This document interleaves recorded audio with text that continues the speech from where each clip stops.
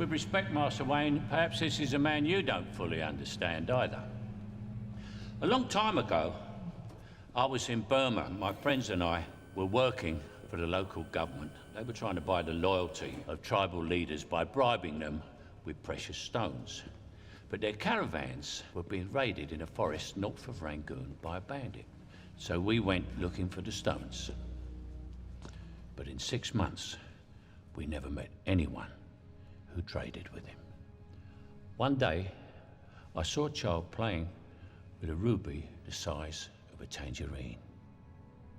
The bandit had been throwing them away. So why steal them? Well, because he thought it was good sport, because some men aren't looking for anything logical, like money. They can't be bought, bullied, reasoned, or negotiated with. Some men just want to watch the world burn. Hi everyone, and welcome to a new episode of Trip Around the Multiverse with your host. Didn't think this one through. The guy with psychopathic tendencies who never sorted them out, so I became a vigilante, Carl Charles. And the out of context, man who thinks that little boys have lovely voices. Wait, what? Okay, remember in Dark Knight Rises when little boy is singing? Oh yeah. Yeah. Such a lovely voice. Yeah. yeah, exactly. That. But out of context, you know, when you don't say it, that it's really weird. Yeah, it's quite questionable. All right. So today we are having a look at the Dark Knight Trilogy. Trilogy. Yeah. Okay. So first off, any particular thoughts you wanna voice? I like the trilogy. Yeah. A lot happens in a short time span, if you want to call it that. But yeah, well, okay. So it seems like between Batman Begins and Dark Knight is about 6 months or something, right? Yeah. And then he disappears for like 8 years. Yeah. So it was like, oh, okay, so Batman's only been around for like 9. Yeah. Well, yeah. Yeah, it's really No. good. It's not. It's 6 months, and then like maybe a week or so, or whatever. However long Dark Knight Rises takes place. Yeah, you're right. Yeah. But I like to think out of canon, right, that he's been still doing Batman stuff between Dark Knight and Dark Knight Rises, which explains why he's so beat up, because he has to avoid the cops as well now, and just injuries mounted up. That's what I think. I don't think like literally after Dark Knight he just stopped being Batman. Yeah. I reckon he probably did it for like another year or so, and like you said, well, I'd say another maybe 5 years, and then like sporadically through the last couple of years, and then be like, nah, I can't. I'm just too beat up now. Yeah, and became recluse and all that stuff. Yeah. Mm-hmm. Yeah, that's what I reckon. It makes more sense than just like so. They killed my mom and dad, right? And I swear vengeance and trained for 20 years. And then I become the Batman, right? Then they kill my girlfriend or the woman alive, and he's like, well, okay, F that, I throw in the towel. No. Yeah, it's just like, and then the thing that makes no sense with that, so like that all happens, but then, all right, Batman was around, what we say, 6 months. How do you make such an impression in Gotham in that short time? You can. It's like them one-hit wonders with their pop music songs, you know? Yeah, but like it wouldn't be like he was the hope that Gotham needed. Blah. Dude did like 2 things in 6 months. Yeah. To be fair, I exaggerate as well when I was saying he threw in the towel, because he didn't. He tried to take the blame for Harvey Dent. Yeah. And then he's like, yeah. But it looked like initially they were going to set up something like Batman Year 2 or something with Dark Knight Rises. And then they kind of went a different way. Yeah. I thought Begins was the best, then you get to Dark Knight, then Dark Knight Rises. I think the first one was the best, and then it goes downwards. Right? Not to say that was bad or anything, it's just like I like Batman Begins the most. I would kind of agree with you. Yeah. Like, don't get me wrong, I do like Dark Knight. Yeah. I do, but I also think it's kind of overrated. Just because. Yeah. Well, yeah. There's really good things about Dark Knight. I just think it focuses less of. It is a Batman movie with less focus on Batman. Well, not specifically Batman, but Bruce Wayne Batman as well. Yeah. But yeah, I really, really liked Dark Knight Rises because like it was the end, and I thought it had like a real good ending. So I don't know. That may be like my favorite, maybe just because of that. I think Dark Knight Rises is a bit weird, right? Because it's like, okay, so you can say Batman Begins is year one-ish, right? Year one, Long Halloween, kind of, right? Yeah. And you can say Dark Knight is maybe what's it called? The Man Who Laughs, or something. You could distinguish parts of the storyline, right? Yeah. Okay, but Dark Knight Rises is like 5 different storylines combined together with only half of each storyline, kind of. Yeah. Like you got the No Man's Land, you got Nightfall. You got Night's End as well in there. Yeah. Yeah. So was it? No, hold on. I was gonna say Contagion, but it's not, is it? What's the other one? Catalyst? Catalyst? No. Sorry, it probably is. Like it's the one like Ra's al Ghul and League of Assassins. Basically, they yeah, it is Contagion, I think. No. Contagion. Yeah, okay. Where they I know it's not quite the same here, but they like it's No Man's Land with Contagion combined-ish, because it's the League of Assassins and Ra's al Ghul, and he's like, I'm gonna just poison all Gotham and kill them all and whatever. Yeah, it's not again. Yeah. Yeah, except that it's Bane doing it, and it's you got that radioactive whatever it is. Which okay, so logically speaking, right? Yeah. Bane's plan to hijack the plane at the beginning of Dark Knight Rises, okay? Yeah. And so they kidnap this geezer, and they get a corpse, like they bleed his drain his blood. Yeah, to go into a corpse, right? Yeah. To pretend the corpse is it. But it's only like how much blood did you put into the guy? And then when they identified the burnt Chris, man, he's got blood in him as well already. It's not that you drain the corpse completely of blood. By the time it crashes, right? Yeah. And he bleeds out. He's got to bleed out whatever blood you already put in him. Yeah, it makes sense. And his teeth aren't going to be. I was like, I don't understand the logic of that. And not only that, right? Even if your plan was successful, yeah, and you did do that, later on in the film, you're like, all right, well, the guy I killed, the guy you thought I killed and crashed, actually I did not. Here he is. Yeah. All right. But I kill him anyway. Yeah, exactly. Not only that, yeah, but you're a villain. So why do we believe that you didn't kill him or did kill him in the first place? And why do we believe this guy is the actual guy you say he is? Yeah. Or isn't? And not only that, yeah, I know we're just making fun of it, but when he got the Jim Gordon speech, and he's just telling all of Gotham, it's corrupt, like, these are your heroes. yeah. That's what to protect you all day long. Yeah. So once again, he's a villain. Look at him, right? Yeah. I mean, you don't look like a guy that you believe because he's charismatic leader, right? Yeah. If Ra's al Ghul or Liam Neeson or Ra's al Ghul said it, then you're like, you see him in the suit, you see how he's questioning all that stuff, right? And you're like, all right. Yeah, you could believe it. Yeah. I mean, like, what he's saying maybe sound far-fetched, but the way he's delivering it, okay. Yeah. But Bane, all right, they just take him at his word and like, wait a minute, this guy invaded the what's it called, the stock exchange, right? Caused all sorts of chaos, right? And now he's just reading off supposedly someone's speech, right? Yeah. And everyone like in Gotham's like, yeah, we're gonna rock because of this. And I'm like, yeah. Yes. Also, if by the way Ra's al Ghul were to pull this off, he has people within Gotham that are in power, so you could always nudge, wink, the eyes and ears of people, eventually spreading it. Yeah. Right. And then sowing discontent, but Bane just basically says, "Yo, I'm Bane, right? Yeah, believe me."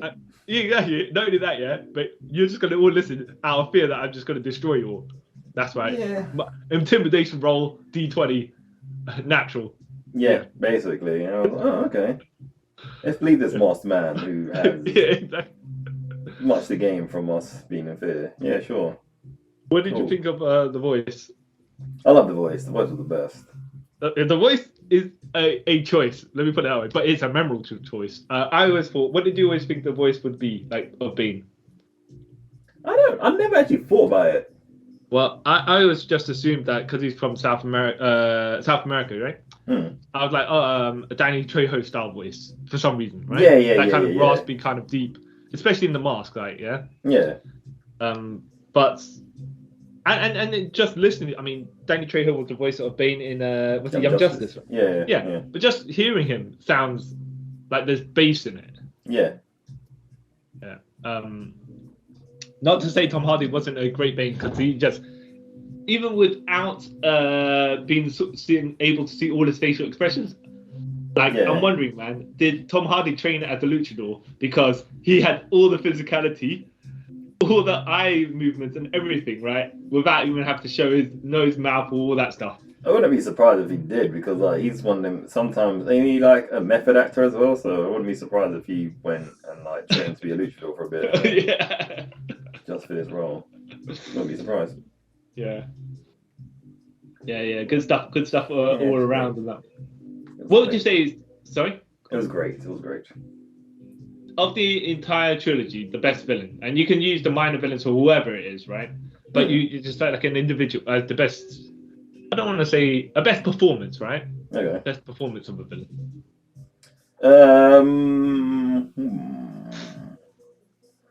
Saying, what's his name? Heath Ledger would be a bit too obvious. Probably, I did like Ra's al Ghul. Yeah. Yeah. Because the whole like swerve, I say swerve, but you know. Yeah. I'm Henry Descartes, whatever his name was. I think that all the villains were stand out, like all the main villains were stand out, right? Yeah. I think the most showboaty one, right, is the Heath Ledger Joker, yeah. But that's the nature of the character, of course. But you know, sometimes the lower key performances do bring get your attention. Yeah. Like basically. The Dark Knight was based the fall of Two-Face, or the rise of Two-Face, however you want to put it, right? Yeah. The fall of Harvey Dent. All in one night, yeah. Yeah. Ra's al Ghul, like he did a lot to menace about, but without being menacing. Yeah. Which says a lot about Liam Neeson's capabilities as an actor. You're like, right, well, I'm never going to threaten you directly, right? But my mere presence, you know that if you cross me, damage will be done. I don't think he's ever raised his voice. One time he did a growl, right? When he's like, you like when Batman tries to stop him, right? And Batman does the superhero landing on the what's it called? On the train. He parkours on top of the water thing machine. The water vaporizer. Yeah. And he's just posing. And then Ra's al Ghul just turns around and goes, "You'll never learn." Or something like that, right? Along those lines. Something like that. But I think he does. I think you're right. He only raised his voice slightly when I think they were doing the training at the beginning. Yeah, I only think raised his voice. It was a growl. It was a growl of like disappointment, you know. Yeah. But he never shouts, and it's like, wow, if you get this guy angry, he'll murder you. I mean, you know. Yeah, he will there because he's the League of Shadows. Wait, they're League of Shadows. Wait. Isn't it? So the League of Assassins or League of Shadows? The League of Shadows, yeah. Okay, cool. Yeah. That's another one that keeps confusing me. Where it's either League of Shadows, League of Assassins, I don't know. They did for I think past 2 years ago, they did write the League of Shadows in it. Yeah, okay. Like they were okay, so they were whispers whether they existed or not. Then they did exist, so yeah. Okay. A bit like how is that still run by Ra's al Ghul or? I can't remember if they were the Wetworks team or the team that Ra's al Ghul was also afraid of because they were behind, someone else was behind them. I can't remember exactly offhand. Something weird. Yeah, makes sense. Yeah, but it just reminded me of when Dr. Chase Meridian is also in the recent Detective comics. Yeah, I heard about that. Yeah. Okay, right. We're just gonna bring people that are from the movies into our books. All right, okay. John Blake, right? Did you ever read F2? What, the recent one? Well, recent, about 10 years ago, recent one? The new 52, 52. Yeah. Earth 2, yeah. Yeah, I read that, yeah. So they had a Batman there, and I was like, oh, well, like logically, you're thinking, okay, well, John Blake has nothing to do with Batman whatsoever, right? As in, he's not being a Batman. So is this Earth 2 Batman going to be John Blake? Then you can run like not continuity, but like, okay, well, here's the law we established, blah, blah, blah. No. I think the comics will be like, no, John Blake, nah, forget that guy. Yeah, because I personally think I don't like the John Blake character. I'm like, oh, this is it's a bit like, I want to say like, what's the nice way of putting it? He's kind of like forced upon you, like, oh, this is John Blake. He has no relevance to anything, but then he becomes Batman. Well, okay. Whether he becomes Batman or not is a question in itself, right? Yeah.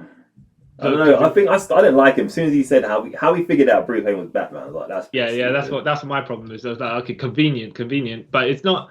Look, if you figured it out, yeah, somehow, fine, right? But it basically says, okay, because like we I could tell because you the same manner as what I was doing when I was in the Wayne Boys home. I see in you, and it's like, you're just guessing. Yeah. Like, yeah, you're projecting. Because we're both orphans, so I could tell other orphan traits. Like, exactly. Yeah.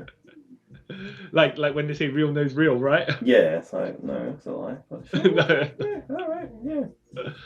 Yeah, but then that means like other orphans. I'm gonna put this out there. I don't know how true this is. Like Victor Saz, right? Yep. Right, he must be an orphan, right?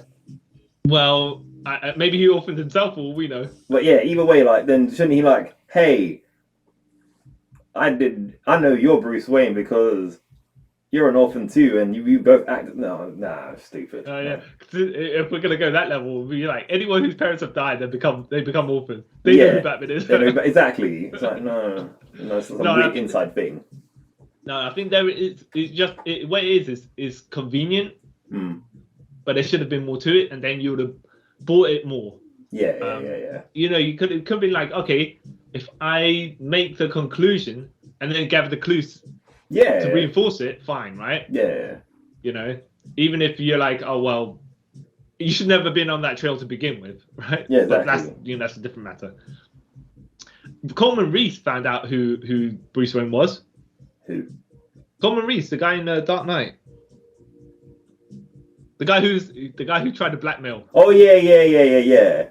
See, that made more sense how he did that. So if John Blake through the movie was like, okay, let's see what's up with. Let's not investigate Bruce Wayne per se, but to like see what's wrong with his accounts, why Bane's whatever, right? Or something like that. Just lit the trail. Then you'd be like, okay, hold on a second, and then you get to that. Mm-hmm. Logically, yeah. Yeah, or even if you could say something's wrong with the books. Who wrote the? I'm gonna check out this Coleman Reese guy, and then Coleman Reese breaks down and says, oh, whatever, right? But then it's something. It's something. Yeah. But yeah. Now you're saying that, like the more I think about it, like I think with like Dark Knight Rises, Christopher Nolan, like, you know what? I'll just make all these sort of things easy. I can't be bothered, and like make cool things happen, i.e., like, draining the dude's blood to give the other dude all that sort of stuff. He's like, kind of know the end of the film, or the beginning stuff. I don't really care.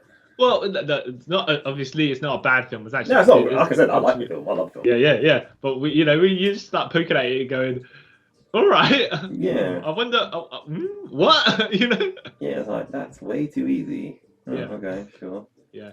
Well, how did you think? Okay, so Bane somehow, right? And obviously, there's no explanation for this other than he's powered up because of the painkillers that he's taking. Yeah. Right, and he can punch through concrete amazingly, right? Yeah.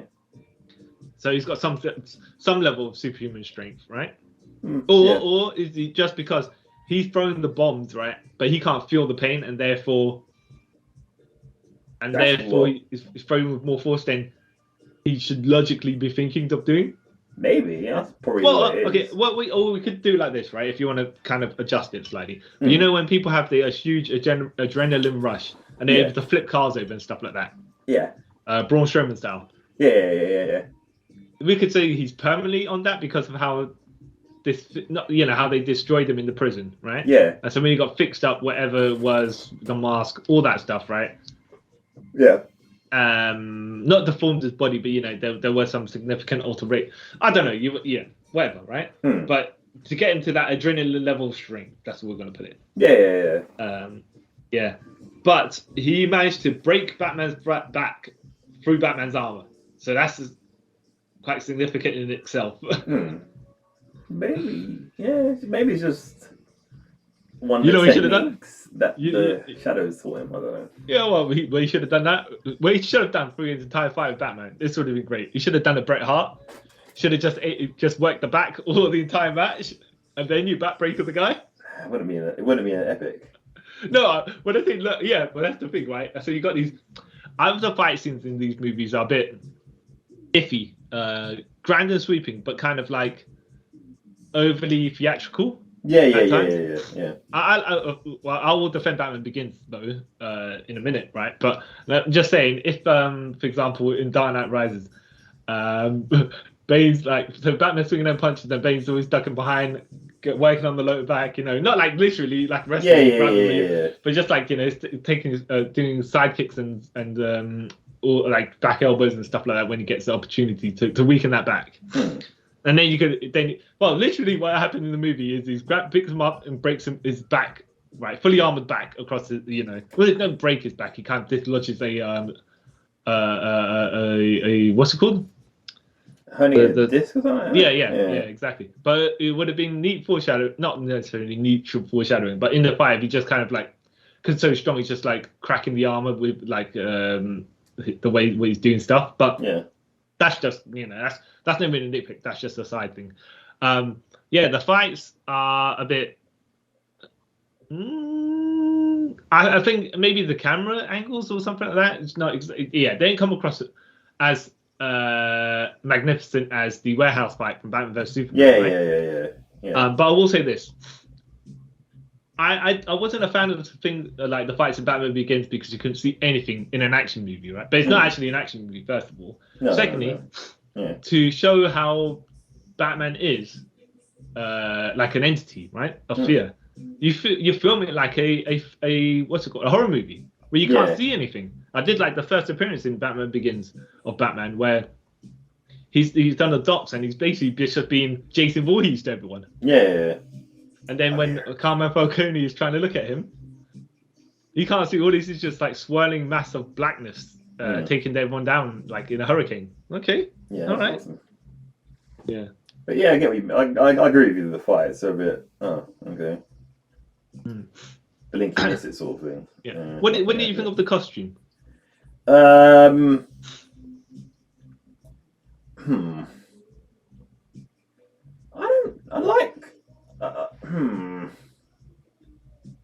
like the one in in Dark Knight and Dark Knight Rises was basically the same thing. The first one in Batman Begins, I didn't mind it, but it did kind of give me some of the Batman Forever vibes. Okay, fair enough. I was going to say, as far as what it looked like, the suit in Batman Begins kind of looked more like an actual suit. Whereas the ones in Dark Knight Rises, all them individual pieces. I was like, that's more for camera though. Because as Batman in the streets or whatever, right? You're not gonna see them highlights or the end of the eye hit those particular textures and stuff like that. That's just for the show for the camera. But I didn't mind it. But then when you look at it, you're like, all them sections that are separated. Did they need why couldn't it be? I don't know, because it looks more not realistic, but more, like it looks more practical that way. Because like the one in Dark Knight, not Dark Knight, in Batman Begins, it looks too rubbery. Yeah, it was a scuba suit, by the way. Yeah, well, there we go. And like, it just doesn't. It just seems you couldn't really fight many people in that. If you know what I mean? Yeah. Fair enough. It was good, but it just gave me did you know? I don't know how much you know. Okay, so there was a production still, of Batman. When they do movie columns or whatever it is. Yeah. And he's standing on top of the police cars in Dark Knight, but it's never in the actual movie. Yeah. So Michael J. White, being Gamble, was one of the guys that the Joker, quote unquote. So what you're telling me, as far as the movie goes, right? The Joker slices Michael J. White across the cheek. Yeah. And Michael J. White dies. Yeah, apparently, yeah. Right. Dies of shock. What do you mean? Like what? Had exactly embarrassment. Yeah, exactly, clearly. Right, but Michael J. White was saying he filmed another segment after that. Mm-hmm. not after that, but later on in the movie, they just didn't use it. Where Joker slices cheek, and then Michael J. White will come back as this guy called the Smirk, or maybe he just come back with a smirk, not necessarily calling him the Smirk. Yeah. And I was like, all right, so I guess that scene where he's across the police cars, maybe because he's trying to stop this guy here. I mean, it kind of makes sense. I don't know. Yeah. But there's scenes in there you're thinking, right, should there be follow-up? When I was watching the movie, before I heard Michael J. White say that anyways, I was like, is it, maybe, I'm thinking, would he come back? Is he dead? Because he only got sliced across the cheek, right? Yeah. It's different if you slice across the cheek, blood splatter, because then you feel like he actually cut him through the mouth and upwards. Yeah, because even when I saw it, like, that's... Did he cut his throat? Yeah, I mean, it's not very... Oh, I tell you what's also funny. Could you tell? I think I was like, I think that footage was reversed. The way, obviously, they did have to do it for safety, yeah, but the way that it's done, it looked like Michael J. White is not moving whatsoever. Yeah. Like when Joker comes towards him, he's trying to completely stay still, but because it's reversed, I think it's reversed because it looks a bit awkward. He doesn't react when he's coming towards him. Because he can't react that way when he's coming back out, the reverse of it. Yeah. Oh, yeah. Knows that. But so so I was like, okay, I thought they hired Michael J. White for a particular reason, but it's just because they wanted to have a looking bulky dude, I guess. Yeah. He comes across, it does come off with his small screen time, it does come off with that authority where you're like, yeah, he's. I listen to him, man. Yeah, like you. I thought when I heard that he's been in the cast of the film, I was like, oh, he must have like a very lengthy role, and then that was it. I'm like, oh, yeah, okay, sure. Yeah, you're like, rightio. Yeah, Thought there'd be more, but hey, whatever, sure. I did like it. They kept the gangsters in the movie, and they kind of based around. Ish he has to clean up the mob and then everything escalates from there. Yeah. It does make sense. I mean, it's kind of they use it in Long Halloween as well. Yeah. So that makes a lot of sense. The stuff that's like how the movie works across the timeline. Well, not necessarily timelines, but just be like, yeah, okay, we're not going to start here where there's a high level. We're going to gradually get to there on the next pass. Batman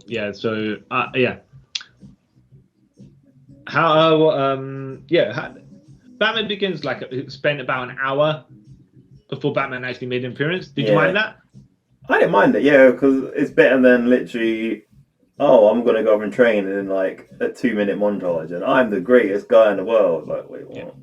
Sure. Yeah. I was like, so you've seen Daredevil, right? Season 1. Yeah, I've seen that. I was like, oh yeah. I mean, when I was watching season 1 of Daredevil, and he wasn't in the Daredevil suit, and he only spoiler, he's only Daredevil in the last episode. Yeah. I'm like, oh yeah, this kind of reminds me of Batman Begins-ish because he's just not wearing the suit until the very end. I would you have minded? Would you have minded if the entire movie he didn't wear the suit until the very last shot? I don't know, because then it'd be very weird for a Batman film to that happen. Yeah. Well, like in X-Men Apocalypse. Yeah. And they're only in their classic suits at the end. Yeah, I didn't mind that. But I don't know, with Batman, it's kind of like, what would he have done until that point then? It's true. Would he be collecting stuff to put together as his gear? So, the suit that he wore, the ballistic suit or whatever it was. And then eventually, Yeah, if it was a TV series, you could pull that off, right? Yeah. Like if it was Daredevil, yeah. But I don't think in a movie, I guess, especially if it's a movie about Batman, you expect Batman in it, right? Yeah, because like, imagine that film now, like, Yeah.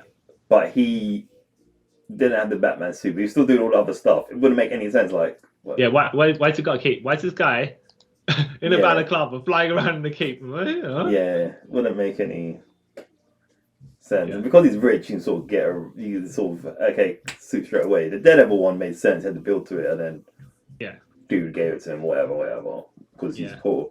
But yeah, Bruce Wayne being rich wouldn't make any sense. I suppose. I mean, like, yeah.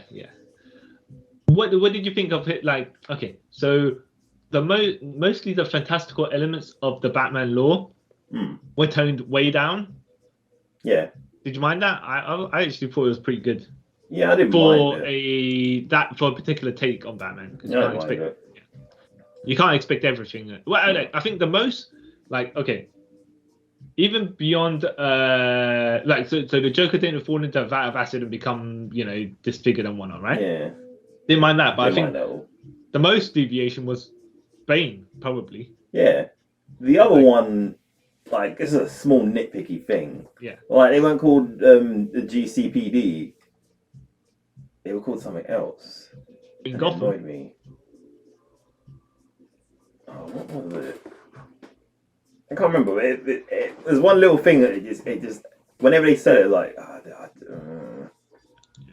it's annoying me. Maybe they just call it GPD.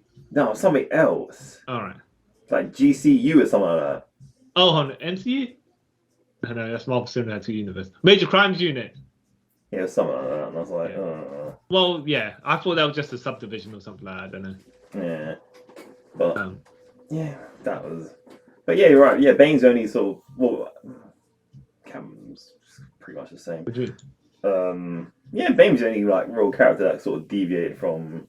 Well, I mean, he had bits of I wouldn't call the pit the prison first of all. Metaphorically, the Lazarus pit. We come back in and whatever. But yeah, he didn't get beat up to like a pulp and then had to get fixed for like He was completely different. Well, not completely different. He had the spirit of Bane without actually having to be Bane. Yeah. Which I didn't mind. I was like, okay, he comes across as Bane. Yeah. I don't know. I think I kind of sort of prefer this origin than the comics ones. Because the comic ones, when you think about it, it's kind of dark for a child that was brought up in a prison. Who had to live the life sentence of his dad, right? Yeah. The prison sentence of his dad. Yeah. Well, yeah. I mean, kind of ish. Yeah. Well, this one, he kind of is a good guy, but he isn't at the same time because he became the way he is because he saved the child. Well, we will say that this Bane is basically is very similar to Sagat, right? Yeah. That he's a big brute with like a noble guy who's committed to he's committed to the cause. Bit too much, but he's committed. Yeah. And then obviously you got to go by the logic of so Talia, right? Yeah. Batman killed your dad. I mean, Bruce Wayne killed him. However you want to put it, right? No, he didn't kill him. He just didn't save him. There's a difference, right? Yeah. And what you're gonna do is seduce a man, hook up with him. Yeah, I'm like, all right. Now I'd like to have women to have revenge on me the same way, because if that's the logic, I mean, all right, that's exactly. Yeah, okay. She took ages to stab him at the end, right? Long con, Yeah, but like, I'm kind of. Or like, you didn't need to have them hook up. No. With the fireplace that the camera, slows us off and that stuff, and like all you're missing is the cheesy jazz music. Yeah, it was a bit long-winded. That whole. It was me all along, Bruce, sort of thing. Yeah. You killed my father, so I thought I'd make you become poor and destroy everything you love, and then. Yeah. Bye. Oh, okay. Yeah. I You could mean, just stabbed him, but it's over and done with. Well, all right, yeah, sure. yeah, you could have stabbed him instead of like, oh, so you had to, okay, so you had a chance to kill him, right? Mm. When you were seducing him. Yeah. No, I'm gonna leave him there, even though he's basically just, he's got no batsuit, nothing on. He's got literally nothing on, right? Yeah. And you have the opportunity to do whatever, right? The hot fire poker's going on there, you know? Mhm. And you're like, nah, now's not the time, you know what I mean? Yeah. Like, no, it's a perfect time, probably. And like the whole, it's a long-winded plan. Yeah. So she wanted Bane to break his back, knowing that they're gonna take him to the pit, Yeah. and because he's Bruce Wayne, he's gonna be able to walk again, and then come back, and then we're gonna. Yeah. Stab, Because here's the thing: Bane breaks his back, yeah, and they don't know definitively that he's going to be able to walk in. They were just wanting to see Gotham get destroyed, yeah. Yeah. So if he just stayed in the pit with his back broken, what are you going to do, Tyler? You're just going to come back to the pit and stab him afterwards? Yeah. Okay, I mean, how did you know Bane breaking his back when he legit snapped him in half? Yeah. And then he died from the Like pain or shock or whatever. Yeah. Yeah. Yeah. His brain's power level so good, right, that he can sense exactly what he needs to do to crack someone's back. You know, that's probably why he didn't work on the back. He just needed to weaken it. Like again, I love this film. I really like it, but it's like most films, like you can love. The more you think about, like, wait, Yeah. I love this. No, man. Even in the face of that, we're just like, when you think about not the necessarily logic, or no one is trying to say, oh, it's a bad movie because of that and stuff. But you're so good and you enjoy it. You're like, I ain't afraid to make fun of it. No. Because like all those stupid things is the reason I actually do like the film as well, because of these stupid things. So it's like it makes a difference. Like I like the story, the whole long-winded revenge plot. Yeah, I like it. It's good. Yeah. I mean, like technically speaking, the entire trilogy is Batman, Bruce Wayne's long-winded revenge plot on the people of on the criminals of Gotham. Only the one guy, right? The one guy that kills his parents, yeah. But he's like, now I'm gonna take all of you, every single one of you guys, Yeah. Do you prefer it in Batman lore that he never finds? Because there was that point after 0 Hour where they readjusted continuity, and Batman never found out who killed his parents. Okay. So every single time, like, he's just basically projecting every single night, like, all right, so I'm going to beat up these guys and whatever, right? Yeah. Eventually, I might find the guy who killed my parents, but I've so far committed, that every single one of these guys are probably them, maybe not, but I'm going to keep on searching and, whatever, right? Yeah. I'm like, okay. It makes sense. I don't mind him not knowing who killed his parents. It kind of gives him a bit more drive in some sense. Because in some ways, let's say the guy who killed his parents died, right? Years, like between the 20 years he was training, he's still going to go after people. It's like the fire is still burning, Yeah, but the only problem I see with that is, all right, he's the world's greatest detective. How does he not know who killed his mom and dad? Oh, but that's because he was 8 years old. Yeah, but still. Or 10 or whatever. He wasn't a great detective when he was 10 years old. No, but like he grew up to become the great detective. So like when he's done like training and stuff, and detective work, be like, okay, this points to. No. See, here's the other thing. Gotham City is corrupt. It always has been. So whatever he's finding might not even be the clear truth, as well as a cold case, which is 20 years old, or whatever it is, depending on continuity, of course. Could be 15. Yeah, are you going to trust evidence from corrupt cops? But he's the Batman. He apparently he's always prepared and he can do all this and the other. So. Yeah, okay. But wait, this version of the Batman? Oh, the one where he didn't know his parents killed him. Okay, fair enough. Okay. It's a bit, But would you have preferred this particular version of the Batman to know who killed his parents, or? Yeah, because it kind of makes more sense. Yeah, I think it added to the story in this because basically he saw it and then he's like, yeah, but because he didn't do it specifically, he needed to see it. And I'm like, oh, that's a bit dark, Yeah, it is, yeah. Yeah, and then Rachel slaps him across the face, going, "Yes, you end up being part of the problem." Yeah, if you do this, you become one of them. Yeah, and then he's like, you know what? You're right. I don't like guns. And he travels to Tibet. Oh, okay, Did you like how they basically had to in Batman Begins, where they explained how the individual section of the Batman identity came together?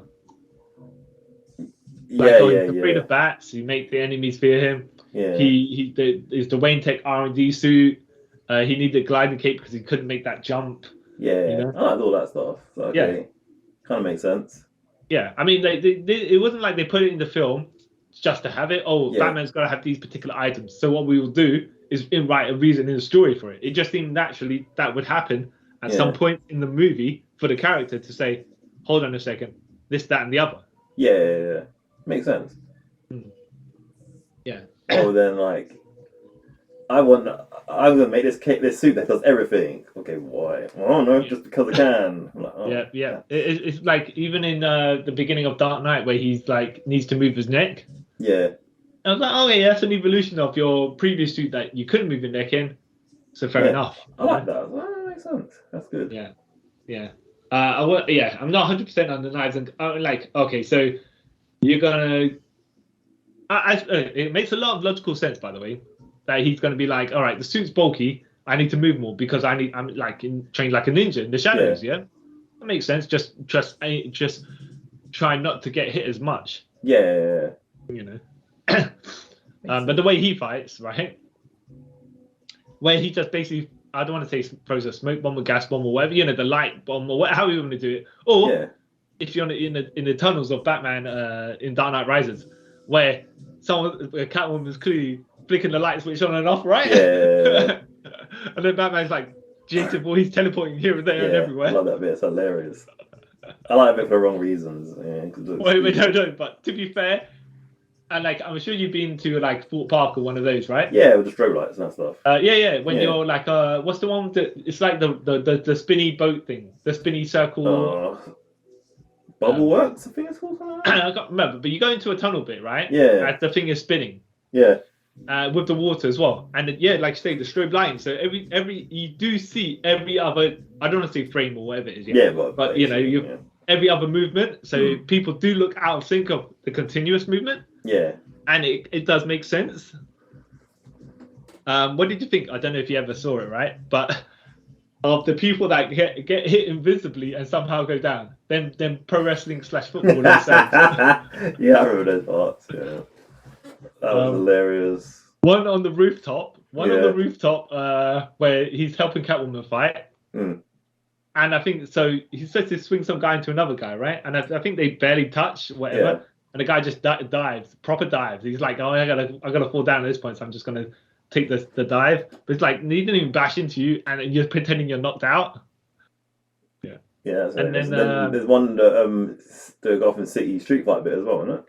Is it Gotham Street fight? Which one's that? I think so. Like, when Bane and Batman square off in the street, and then all the like civilians come running towards the shadows. I'm pretty sure there's something like that in there as well. Yeah. And there's also the other one where he helps John Blake, and then once again some guy just decides to he flops down at the side of Batman. That's how I'm gonna put it. He's like he's trying to hold it together and just fainted afterwards. He's like, oh, Batman's gonna hit me. I guess I'll faint. But know what? But I think I might be misremembering. But if you're referring to people that aren't actually hitting each other at all. Yeah. Not necessarily, not saying swinging and missing, right? But they're supposed to be fighting each other, right? And they're not even making contact whatsoever. No. Like not even wrestling punches, not even like touch a cheek or whatever. Like they just not even pretend body shots or whatever it is, where you can use the clothes to cover up or whatever. Yeah. They're just like, I'm gonna stop punching you like 2 inches from your, like 5 inches from your face or whatever. I mean, me and you could probably fight like in that crowd, like, and throw more convincing punches from our wrestling training, Maybe throw some super kicks in there just for the goals, right? It's just like, let's pretend, because we have no fight training whatsoever, so let's pretend we're doing stuff. Yeah, which kind of don't make sense-ish.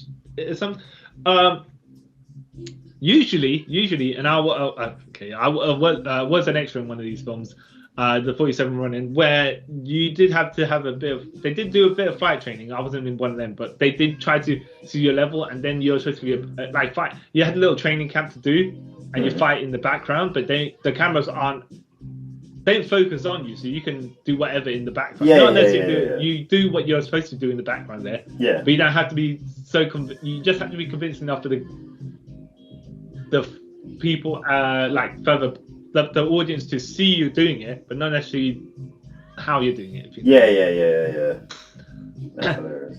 Yeah. So you would have thought, these people I mean, it's a big budget movie, so you've seen Kingsman, right? Yeah, I've seen Kingsman. Yeah. And you've seen the guy who gets the chair to hit someone, and he never actually hits. He just like his arm. The only thing that's moving seems like his arm joints. Like it's just like you know one of them toys where you press the back and they just do that the finger arm, the gorilla press arm thing. Yeah. That's what this guy was doing. He's not touching the other guy with the corner of the chair, nothing. Like he's just like flapping his arms. All right. It's funny, these sort of things. You gotta love it. Yeah, you do. Oh, did you know that the Pope, D'Angelo De Niro, was one of them being the League of Shadows people? Is it? Yeah. He's in the final fight somewhere. He's okay. Let's point it out, right? He's the big black man with dreads. Okay. Or the Pope haircut, but he's got a greenish coat and I think a reddish bandana thing, but he's one of them guys near the front of it where he's holding a gun. But let me point out this way, right? So you're telling me the League of Shadows, when Ra's al Ghul was changing them, fair enough, you had to you saw what Bruce Wayne looked like, right? Peak well, I wouldn't say peak physical condition, but good condition, right? Yeah. They got their own fortress in the mountains somewhere, but they're getting fed or whatever, right? Yeah. So you're like, all right, the size of them, whatever, right? Training in the mountains, okay. But Bane's League of Shadows, who have been around for I don't know how much of time, and none of them are, I don't want to say necessarily skinny or malnutritious or whatever, right? What have you been doing in the background for all these years? Had all of you jacked? Because they probably found somewhere new to live. Because remember, Bruce Wayne did burn down their main base, but they probably have like base operations all around the world. That's true. Obviously, we don't need to explain how Bane got jacked. He just was, right? Yeah, he just was. That's his thing. But that's one thing. They went to the other bases they had. They are a worldwide eco-terrorist. Bases around the world. Eco-terrorist organization. I mean, we're trying to help the world, right? But you have to understand here, it's the people in the world that don't help that. So if we eliminate the people, right, we can save the world. Yeah, makes sense. That's Skynet logic. Yeah, it is. It's I'm exaggerating, of course. They don't exactly do it. They're not like, let's wipe out a particular. It's like, let's wipe out Gotham because it's corrupt. Let's start there first, right? Yeah. And then wipe out like the billions and billions of people that live in the millions. Yeah, they millions. Yeah. Yeah, that live in Gotham. Then we'll see what's up. So I think isn't the whole thing of like what they do every now and then, they'll like wipe out a place and then the worth sort of balances itself out, and then I mean, like I didn't, when they connected to League of Shadows to all those tragedies in the past, right? The plague rats and all that stuff. Yeah, great. The fires of Rome and stuff. And I'm like, okay. Fire of London, all that stuff. Yeah. I'm like, all right. So you're telling me you reached that far back and then you attribute to them. It actually does make sense. Yeah, it makes sense. If you're, would you call them a cult? Yeah. Yeah. I mean, you have the right lead. You have the right leader, and you can do a lot of things. Yeah. Obviously, you don't be flashy about it because that's quite illogical. No, but then even if they did be flashy, they couldn't call themselves the League of Shadows, could they? Because they won't be. Oh yeah, it's true. Yeah. I did like as well how. So when Bruce finally made it up the mountain, they got the red blue flower. And made it up the mountain of the League of Shadows base, and then Neeson's like, all right, well, I'm gonna push kick you right off the start, right, and then you're gonna fight me, and then he's like calling out Bruce's attacks, different fight style attacks, and then just like, make a mockery of him. And it's like, well, hold on a minute, Ross, right? You're just like them personal trainer videos, like the insanity workout and all that stuff, right? Yeah. Where the guy who's talking, right, probably only doing half the workout where everyone else is doing the workout, getting tired. And he's like, yeah, see this guy doing the burpees, yeah. See, you got to work this section there so you could get rest. I'm like, oh, this is slime right here, rather than you tire him out and then you're like, yeah, I'm being Yeah, douche. Oh, them tactics. No, that's smart. That's smart tactics, you know. That's why he's the leader. Exactly. I mean, Bane didn't need to do that. Bane's like peak Batman, right? I'm just gonna slap you across. He literally clapped him across the head at one point in that fight.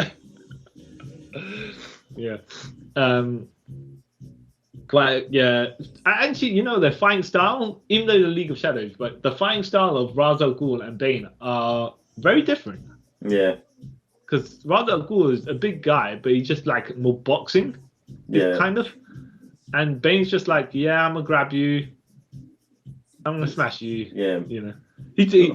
Bane does like wrestling maneuvers. Like, obviously the backbreaker, but he did a spear, right? Did he do a spear Luther's press? I can't remember now. He was like he did a takedown. I'm trying to think. Yeah, because he had to go and knock Bruce down and then punch him across the face a good couple of times. I could have done like a double underleg, but I could be wrong. yeah. Could be wrong. It's been a while. Yeah, he went all Broly on him. The thing is, you didn't mind. I mean, the general look of Bane, who didn't look, other than when I say he didn't look like Bane, what I mean is not a physical buffness aside. Yeah. The way that his costume was, where he's just wearing cargo pants, boots, that chest plate. Yeah, and I was like, well, okay, I'll buy it though. I'll buy it. Yeah. I mean, like, if you're telling me he can't feel pain, right? Why is he wearing a jumper or something, and then the chest plate on top of it, when it's cold in Gotham? But obviously, you're not gonna have Tom Hardy going around topless while it's really, really, freezing. Get that? I'm pretty sure it probably was filmed in like the winter, so you don't really want to be. For a time in the comics, they readjusted Bane's look to be similar to the movie as well. He had the kind of chest plate thing on. Really? Yeah, exactly. But obviously he doesn't now. But he did. It's kind of silly. Yeah. Well, yeah, but then again as well, you played Arkham Asylum, right? Yeah, of course. But he had the big dirty vats of venom attached to his back, and like that's Batman and Robin Bane. Yeah. That's not this Bane. That's not even Bane of the comics Bane. No. Even though Batman Arkham Origins kind of tweaked that, where I buy that Bane and that Bane are like the same Bane. Yeah. He just got overdosed with venom. Yeah. To the point where he just became stupid-ish. Yeah. But let me ask you, this Bane, right, versus Batman and Robin Bane, in a fight, right? I believe Tom Hardy's Bane, even without all the enhancements. He would kill that other Bane because, first of all, he's got brain. Yeah. He's a master strategist, which Bane is, which in the Batman Robin films they totally forgot, as they knew nothing of Bane. Yeah, exactly. The big guy who pumps him up with, like green stuff and becomes big-ish. Yeah. Ish. Yeah. And I will also have to say how Batman fixed his back was way different in the comics. Yeah. Compared to what we saw in the movie, where guy hung him up and then punched him in the back until it fixed. I'm like, no, come on. Well, science, it makes sense, He realigned the vertebrae. Yeah, that's what the people are saying. It was a dislodged disc, not an actual broke back. Yeah. But then Batman, I think he's on some of that Bane roids as well, because in prison, right, somehow doing press ups, he managed to rebuff himself up to the point where he could fight Bane in Gotham. Yeah. Even though he'd been malnutritious and traveling across the world to get back to Gotham. And I will allow him for the fact that how he got from the pit where he was to Gotham, right?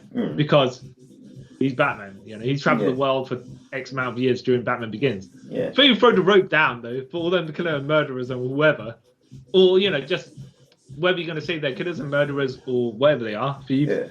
Or would you say they're just mainly people that Bane put in there because he's like, these people have crossed me, whether right or wrong? I reckon there's some murderers in there, but I reckon majority of the people who cross the Bane in the League of Shadows, so they just put him in there rather than killing them because more torture if you leave him there. Yeah, exactly. Well, yeah, with with the hope of being able to escape but never being able to. Yeah, and I will argue as well how Talia got out there.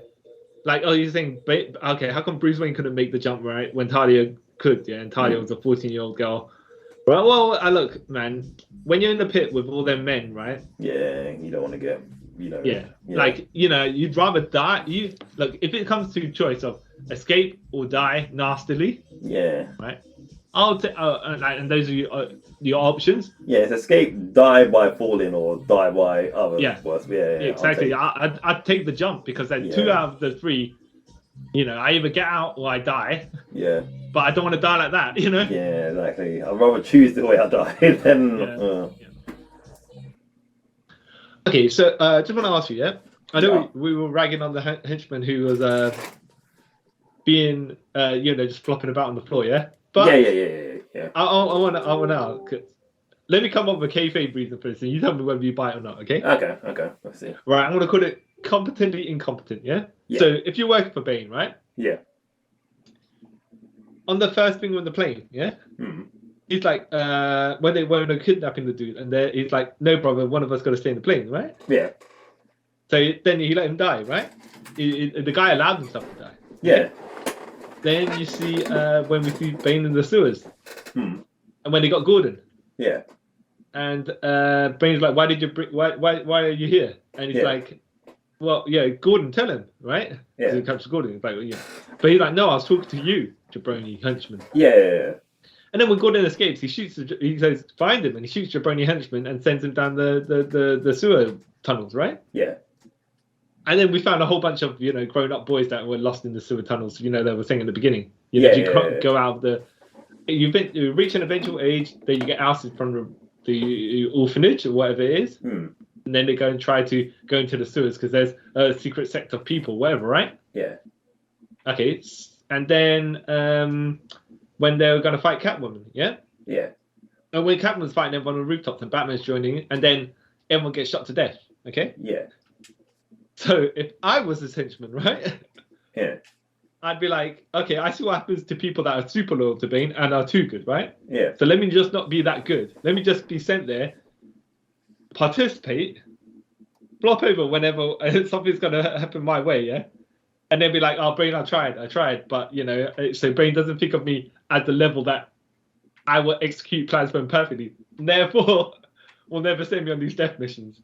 Yeah, that makes sense. And they'll be like, yeah, but as you can see, everyone else is damaged. I mean, I was also damaged, Bane, but well, Yeah, no, I'll do that same thing. Or I'll be like, exactly. What?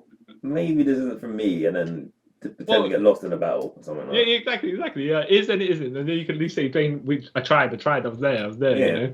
I mean, I see what you do with the other henchmen. And you're like, I don't know about that. Yeah, I'm not that committed to the cause, if I'm honest. Yeah, well, I am because they give me food and clothes and stuff like that. But at the same time, I mean, they want me to die for them, and I don't want to die. Yeah, from what I've heard, dying isn't really that great. So I wouldn't experience it, so Yeah, so if you're to fight with Batman, or so Bane's your lead and you fight Batman, right? Either Batman can stay in your hospital, or Bane can stay in your hospital, or Bane can kill you, even, right? Yeah.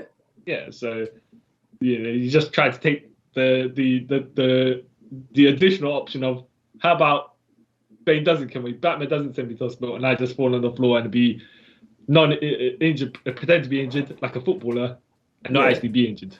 Yeah, I'd rather that, if I'm honest. Funny enough, I was thinking about the structure of the films. Yeah, the Batman Begins, Dark Knight, and Dark Knight Rises, and I was like, okay, so Batman Begins really starts latest, right? You got fake Ra's al Ghul, who's your training level boss, yeah. Yeah. Then you escalate to Carmine Falcone, then Scarecrow, and then you deal with your final boss, Ra's al Ghul, right? It's structured exactly as I want to say Ra's al Ghul's plans, it in a strange way, right? I'm not saying whether they did it purposely or not, right? But it's coincidental. It's like the movie escalates the threats, right? Yeah. And it's the same of how Ra's plan is, like basically, all right, well, I'm the main threat, and we started with our plan for Gotham. We're just gonna have to escalate the plan, and through the movie moves in that structure as well. Yeah.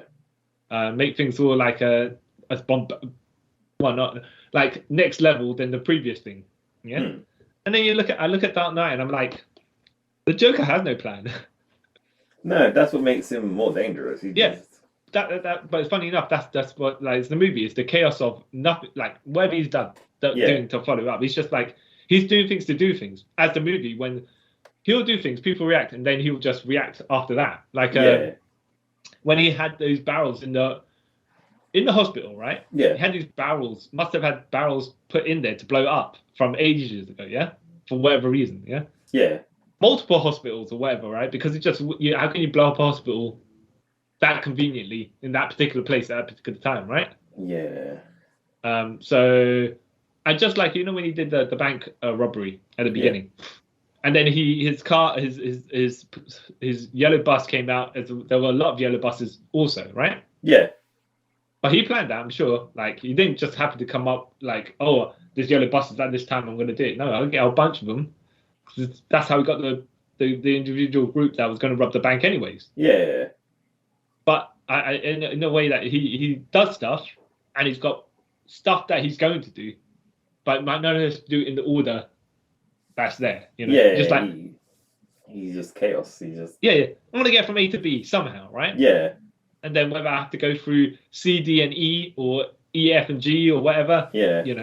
I'll get to A and B at some point. Yeah, exactly. Which is like, okay, so my whole plan was to drive Harvey Dent insane. Yeah. And he did it.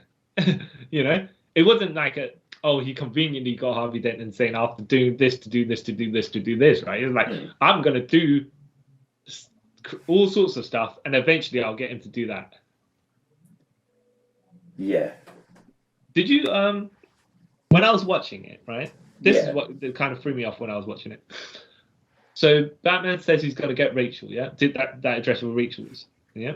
Yeah. And then Gordon's like, all right, we'll get Dent. Okay, fine. But then when Batman arrives and he sees Harvey Dent at the address instead, yeah? Yeah. I thought, okay, did he change his mind and go to rescue Harvey Dent? Because never in my logic was like, okay, the Joker lied, yeah? Yeah. Or even if they say Batman's going to the address and he roll and his bike passes the what's it called? Where you got the road thingamajig marking or something like that to say that's the place. Then you could be like, oh right, he went there. Yeah. And that person's not there. It's the other person. Yeah. Fair enough, right? Yeah. But it's just like it was to me. When I was watching, I was like, okay. So he said he's going to save Rachel, but then he decided, you know what, I'm going to have to sacrifice Rachel because Harvey Dent is more important. So, yeah, I was like, did he just do that? Wait, what? Yeah. Wait, no, because Wait, yeah, Bruce Wayne, or were you talking about Batman or were you talking about Joker? Oh, no, talking about Batman. So the Joker lied of where he put the people in their specific locations, right? Yeah. But I don't think that for me, I don't think the film portrayed it super, not efficiently, but cleanly. That's what just Batman decided to change his mind and rescue Harvey Dent. That's all. When you watched it, did you realize the Joker basically lied? Yeah, because even Batman goes, "I'll go for Rachel," more than you go for Harvey. Yeah. Yeah. It must have just been me then. I was like, oh, okay. Hey. Yeah, because I got it straight away. Well, no, it's not that. You just assume that people. Oh, wait, to be fair, you're joking. Not necessarily tell the truth, yeah. Yeah. But sometimes in movies you have plot holes or whatever, right? Yeah. So you just assume, did they just not realize what they did, or sometimes you think it's an out of context thing, like when they said there were 5 dead and 2 of them were cops at the end of Dark Knight. Yeah. My logic is that clearly he thought that Ramirez was dead, Gordon, because he never saw. He knows that Ramirez was guarding his Barbara, right? Yeah. And he knows that Two-Face was there. So he hadn't got a call from Ramirez, so he just assumed Ramirez is dead. I'm like, that's logical. Yeah. Yeah, and not to. I mean, when when you look at it outside of the context of it, because we, the audience, know, yeah. Maroney died. Maroney's driver died. Yeah. That the cop, I can't remember his name, but the fat old cop, he died. The one that Harvey Dent shot. Yeah. In the bar, right? Yeah, and Harvey yeah, Dent yeah. himself, right? That's 4 people, yeah. Hmm. And 2 of them have to be cops. So the only cop left is Ramirez, unless you're going to say that Harvey Dent killed the bar owner, but the bar owner might not have been a cop. So, Oh, yeah. Or he could have killed him because witnesses. yeah. It's true. But even then, you don't know if the bar owner is a cop. Yeah. Probably isn't, but. Yeah. So we spoke about Bane's the fights before, right? Yeah. And so I was thinking, okay, Bane never comes across to me to a guy who doesn't know how to fight, right? Yeah. He just comes across as like he's in a wrestling match and he's to showboat his heelness to the crowd. Yeah, it's all about because I took it as he's taking the mick out of Batman, because he says like Batman's all about parlor tricks and stuff like that. So Yeah. I could do this sort of same thing by just talking way too much. Yeah, that's the thing. Is like he breaks him mentally and physically with his words and his actually sheer brute force, right?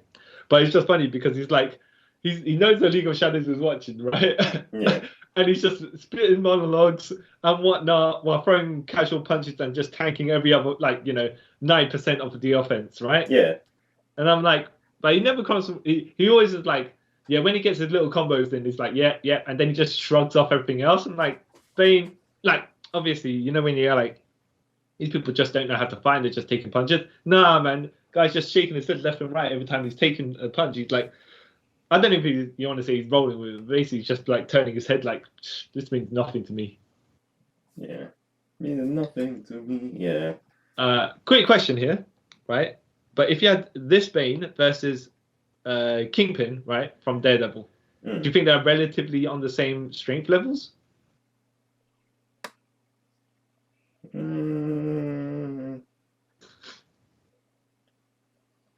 Or strength, durability, and whatnot? I just think that Bane probably is stronger, but who knows? What do you think? Well, obviously, I haven't seen Kingpin break concrete pillars, right? But I have seen him lift like a man and gorilla press slam him. So, all Kingpin had to do with his fight with Daredevil was just break his back as well. So, and we're talking about, Vincent D'Onofrio Kingpin, not Mark. Yeah. I do that. It's just that Daredevil, Batman are relative in ability, I'd say, and. When they have their fights with their respective villains, they've got their inability to keep up at certain points. yeah, of course. That's their fine. Yeah, I think Kingpin's probably got less durability because he's not tanking as much punches. Yeah. But yeah, I think he's probably just as strong and just. Well, the thing is, actually, I think in Hawkeye he gets powered up because he's taking explosions and stuff like that. Yeah. Bullets and arrows and stuff like that, and a car hit him. So. And that. Yeah. What do you think of? Speaking of cars, what do you think about the vehicles, like the design of them, the look? To be fair, I like the design of the Tumbler and the Bat Cycle, whatever it was. Is that what it's called? Yeah. And the Batwing was a bit meh. Yeah. How's there any real vehicles in this whole film, really? Yeah, nothing. I can't hear you. Oh, cool. Oh, I'll give up. Hello? Yeah, okay. Can you hear me? Yeah. So, when I opened up something, that's when I opened up the like a task or anything like that. Hello? What is... Hello? Yeah. Can you hear me? Yeah. You can. Okay. No. Hello. Okay. Wait. What? Speak again. Hello. Cool. All right. Can you hear me now? Yeah. Okay, that's weird. All right. 1 second. I think it might be. Can you still hear me now? Yeah. All right. Yeah. So, I've only got 3 more notes, and then we can get into the fan films. All right. Cool. Yeah. All right. Okay. All right. It's recording. So All right. I'll just delete all this stuff. Yeah. Costumes. You were saying about costumes. No, it's vehicles. Oh, vehicles. All right. Yeah. Did we get onto costumes yet? No, not yet. No. All right. We'll cover that next. Yeah. Oh. Yeah. So vehicles. Not much with them really. Like the tumbler. Yeah. The thingy-majig. Batcycle. Yeah. And the Batwing was a bit meh, in my opinion. Well, yeah. I mean, I like they had the helicopter thing at the bottom of Yeah. it. I look. They look like they're designed like practically to be able to do things they can do. Yeah. But you know, they weren't super sleek and all that stuff. But that's you know, R&D machine, like whatever you're designing for the army, you know, or whatever they're doing, right? They're not gonna all of a sudden just change it straight up for bat vehicles, right? Yeah. So you'd think they should, because to be less identified, because then Coleman Reese can't find out what's what, right? But Yeah. you know, that's that. But I like them. They're kind of vehicles, prototype vehicles that were designed for a specific thing, and then Batman just basically took them and said, "Let me just spray them black." Yeah. Like the tumbler I got. It was like, yeah, you know, Yeah. a rugged army all-terrain vehicle would make sense. Yeah. And the bat cycle, even though the bat pod, sorry, that's what it's called, isn't it? Yeah. Yeah. How it was introduced was awesome, but it also makes no sense. Yeah, it was just, I don't know, how it came out of the tumbler. Just, it looked awesome, Yeah. but it was just, I don't know. At least to me, I thought one wheel was bigger than the other, but then it couldn't be because they're both the front wheels of the tumbler. Yeah. Yeah, I did like that. How you know, is that one vehicle embedded in another vehicle, but then after it came out, it basically said self-destruct to get rid of the evidence. I'm like, yeah, but I really don't know how much evidence is going to get rid of. It's not like it's it's like made of combustible material. Yeah, it doesn't like it disintegrates or anything, does it? Yeah. No. Yeah. But it was cool. Yeah, I liked it. Even though realistically that would never work, the bat pod, but yeah, it looks cool. I will say that leads me on to the scene where Batman first comes back in Dark Knight Rises. That was pretty cool. Yes. The whatever got that. Okay, he had some sort of projectile weapon, right? Yeah. I don't know what it did, because it's like it fired. Did it fire light bulbs? What did it do exactly? Yeah, what does it do?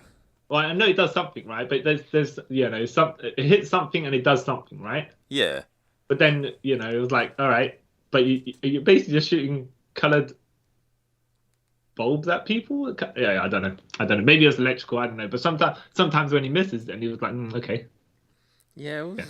And I did like how when that one policeman shot his gun, and then Batman looked at him like, "You dirty little MF."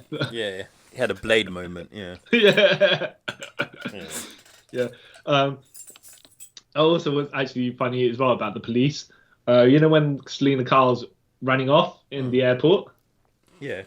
And they say, Miss Kyle, can you come over here? In that whatever, because they're gonna. I don't know. They weren't gonna search her, but they were gonna take her to wherever, right? Yeah. And then she's got that big hat, and she gives she's like, "Oh, okay, I'm gonna look at my purse. Do you mind holding my big hat?" sort of thing. Yeah. And a guy holds the hat, and she basically punches the guy while the hat's in the guy's face because he couldn't see. I was like, "Oh, that's great." Yeah, that was too slapstick for me, but yeah, it was good. Yeah, I found it hilarious because she, Anne Hathaway's looking at it, like the way she's selling it, like, "Oh, not I will go one up on it." It's just basically like, "Bam! All right, now I'm gonna get out of here." Yeah. Like deadly serious. That's why it made me not slapstick. Well, it's funny, but then maybe it wasn't comedic. Yeah, it wasn't Batman Robin levels of comedic. Yeah. So we spoke about Batman's costume. Yeah. What did you think about the Joker's costume? Ra's al Ghul didn't even have. He's got a sharp suit, but it's not really a costume, so you can't really say anything about that. Joker's was alright because all he needs really is a purple blazer. It's nothing really. Yeah, I think it looked actually pretty good with the check. It was Joker enough, but not that it wasn't Joker. You know? Yeah. It's easily distinguishable that it's him. Yeah. Yeah. The Scarecrow, logically, I understand his costume, but it's a bit weird having a burlap sack and the rest of you wearing a suit. I actually liked that one because it was like it made it more like to me scary and realistic because seeing him in his I mean, no, that doesn't work, but it's just one of those where it's like, okay, that section doesn't tie with that section. However, you're a bit nuts, so yeah, okay. that's why to me it worked. Yeah. Like if he had like a more comic book accurate one, like okay, this just sticks out like a sore thumb. This is stupid. Yeah. Let's see who the Bane costume. I thought looked Bane enough.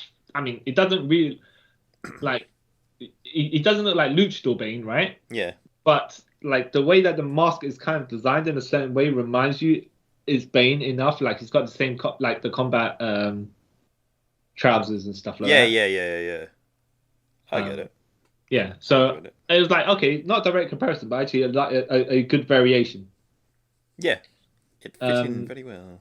Yeah, same with Catwoman. It's just basically an actual cat suit, you know. Yeah. So strangely enough, everyone else's costumes, suits, whatever, are practical. Yeah, like Harvey Dent's is just a suit burned in half, right? Yeah. Joker's he used the money to buy a high-end suit, right? Yeah. Scarecrow made a burlap sack for the Scarecrow, right? Mm. Catwoman, she must have had full cap money for a suit like that because it's made to measure to fit. Yeah, it's the only one that's sort of, besides Batman, that doesn't seem like this is something I can wear every day sort of thing. Yeah. Exactly. So finishing that, so I asked you to watch some fan films, right? Yes. Which order do you want to go through them at? Let's talk about the Riddler one. I thought it's Dark Knight Puppet Master, yeah? That's the one. Yeah. Mm-hmm. Yeah. Mm-hmm. To me, it's kind of pointless and annoying. Right. Okay. So, okay. Some parts I liked, some parts I didn't like, right? And let's see if we follow through the same thoughts. The Batman voice. Fair enough, the costume because you don't have a huge budget, right? Yeah. I didn't mind the costume. I didn't mind that. The voice, the Batman, the guy playing Batman's voice. I didn't even mind that either. Oh, really? Okay. Yeah. I just thought this story was kind of pointless because it's not going to ever be like concluded or followed up on because it's a fan thing. So I was like, why would you bother make this movie? And bringing the Riddler in this way seemed a bit stupid in my personal opinion. Okay, so I like the idea of what they did with Riddler because the other people tried to do the serial killer route, and I'm like, all right, well, a police FBI profiler is an alternate route that would work in this world, this version of it, like Nolan style. So I like that they readjusted it for that. I don't know. I just don't like all these sort of reimaginings of the Riddler. It just don't make sense. Well, no, I prefer it. If it was the Nolan film, this would make more sense than, like, for example, if it was the serial killer. Yeah, it makes more sense, but a character like Riddler wouldn't work in a Nolan film if we're like brutally honest. So why sort of change him? Just don't bother using him. Well, no, okay. I think it could work depending on how you want to do it. But I think this version where he's a profiler would work. But why? I guess the take on him, he's trying to work out who Batman is, and that's the biggest riddle of all, right? And I don't think they could codename him Riddler because they called it Harvey Two-Face, right? And Bane doesn't have a real first name, no. So they called him Bane, right? Rather Ghul was a title that was passed down, so they called him that. But they don't call Crane Scarecrow. No, Well, he calls himself Scarecrow. Well, he mentions Scarecrow, but he doesn't. He can just be Enigma. He doesn't ever need to be called the Riddler, right? But I yes, okay. I liked it. like certain parts of it, right? And like you said, it's never going to be concluded. So it's like, wait. But I'd be interested to see where it was going in my case. In your case, you're like, probably not, but that's fair. Because like, it's again, I don't see why you need to change Riddler. Like even like with the Matt Reeves Batman, I didn't like the Riddler because like he's not really the Riddler, is he? He's just a serial killer. Yeah. Just he's meant to be some like up his own ass sort of smart guy, not I'm a serial killer sort of thing. Yeah. Nah, what did you think of Scarface here? Another thing is like that makes no sense in the Nolan films either. I was like, this doesn't really make sense to me. Well, yeah. I mean, like I said, I like the idea of it as well, but yeah, he's got psychological issues. Look, you can run those smaller things through it. You can't do certain other things, right? Like Mr. Freeze. Are you gonna create Mr. Freeze out, for that universe? He wouldn't work, or Clayface. Yeah, it's just like, why? Like, I get it for this story, but even then, it was like, this doesn't compute. I have to say, it's quite funny where he put the what's it called, the Wi-Fi reader on top of the table, so it kept the 3D figure. Then basically they're firing at him, and he just stood up in their gunfire to throw the batarangs. Like, okay. I was like, that invention made no sense. Yeah. He could just done it with all that. It wasn't like they were remote or anything. It made no sense. It was stupid. Oh, God. Wow. All right. Well, look. Well, you're saying, okay, so like you're like, even for a fan film, you wouldn't bother watching it again, right? No.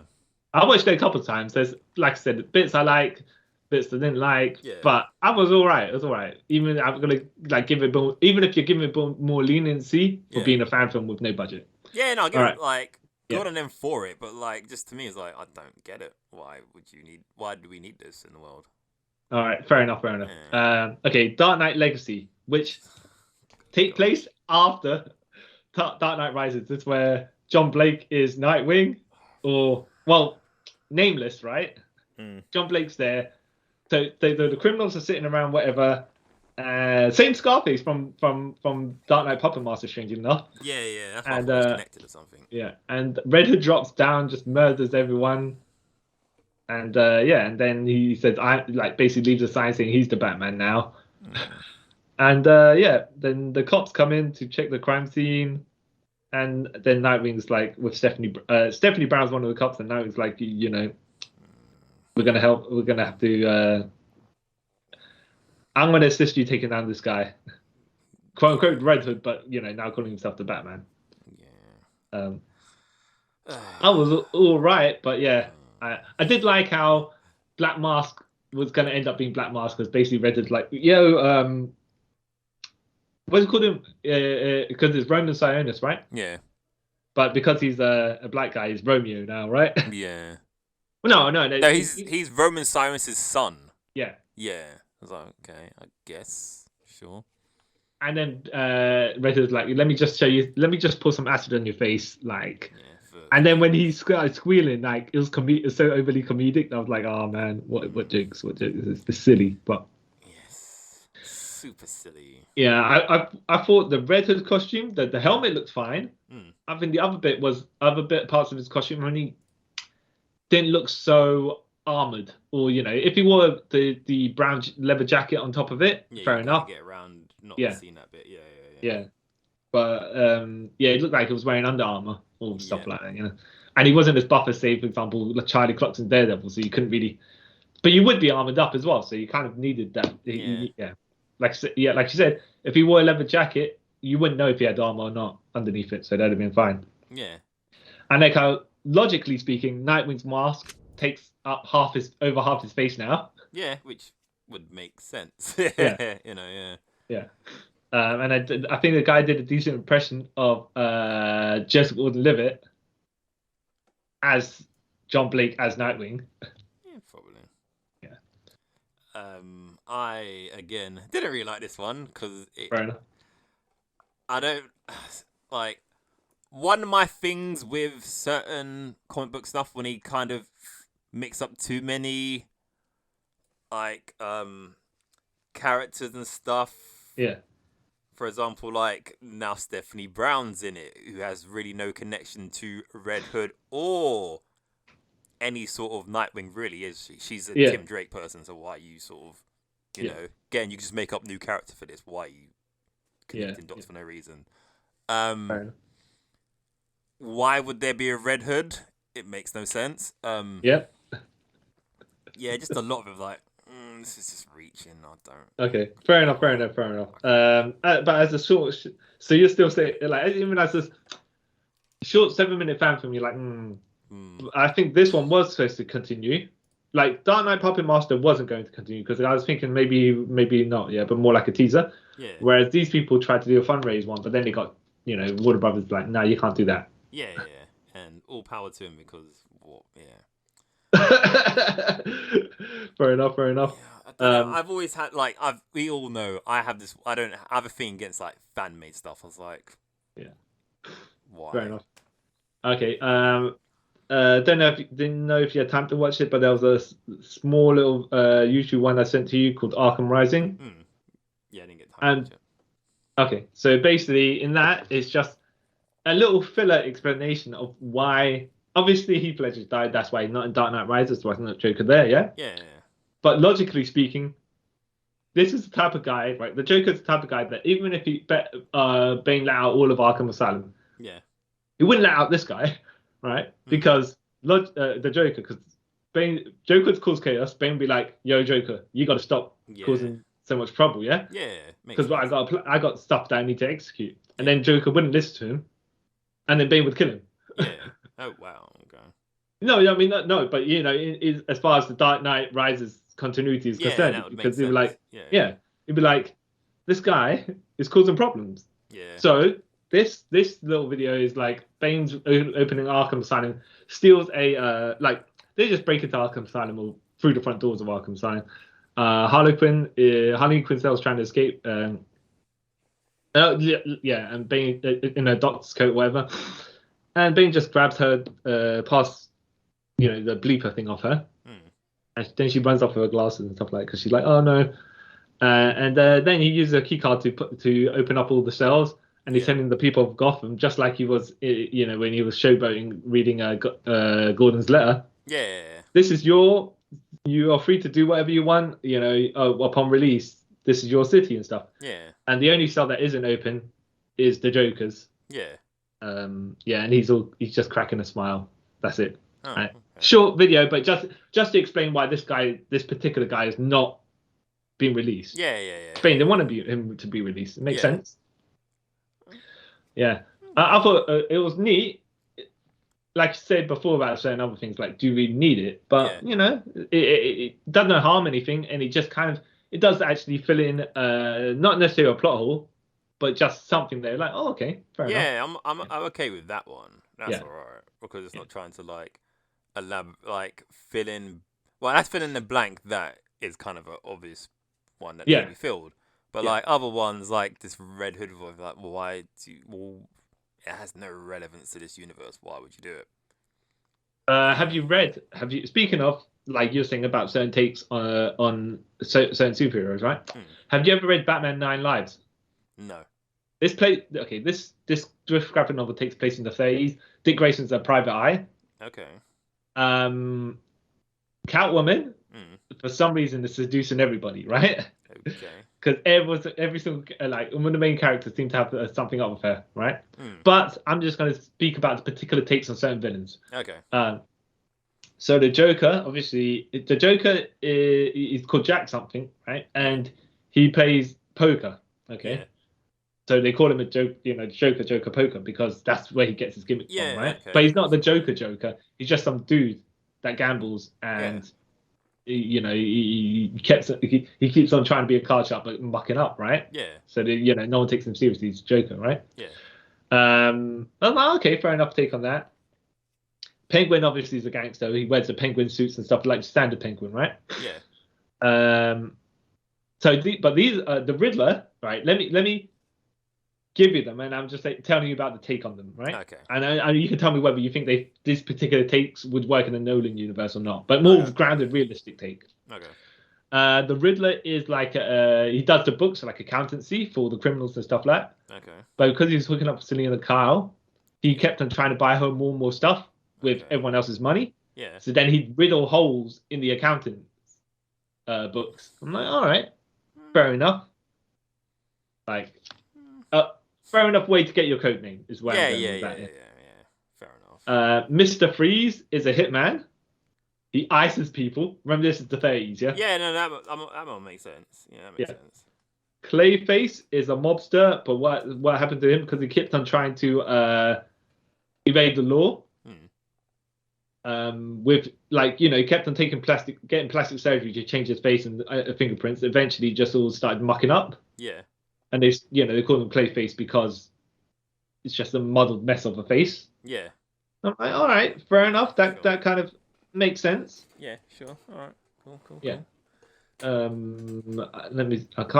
can't think of any other particular people like Killer Croc's in the story, but he was born with that ailment. And stuff like that. So there wasn't other massive changes to it. But I'm like, all right, I don't know about Mr. Freeze being a hitman in the Chris Nolan universe, right? But I can see Clayface being like, for example, someone to change his identity in a more realistic. If Clayface was a hitman and he kept on changing his identity, fair enough. You could get him. Yeah. He could work like that in a Nolan universe. Yeah. Yeah. I was like, okay. Yeah, go on. But there's lots of, I would say 80% of Batman's villains, you film wise, unless you're in the Snyderverse or whatever. Yeah. Or if you want to go in the Matt Reeves or the Nolan's direction, you can't really use them because they're too larger than life. So really... I think first of all, I think maybe some of them would work in the Burton universe, and some people wouldn't, right? Yeah, because that was all over the shop. So that can work. Everyone would probably work in the Schumacher universe because you don't have to take them seriously. Yeah. Unless there's Zaz, right? But how can you make a comedy version of a serial killer? That's something else completely, you know? That's something completely different. Yeah.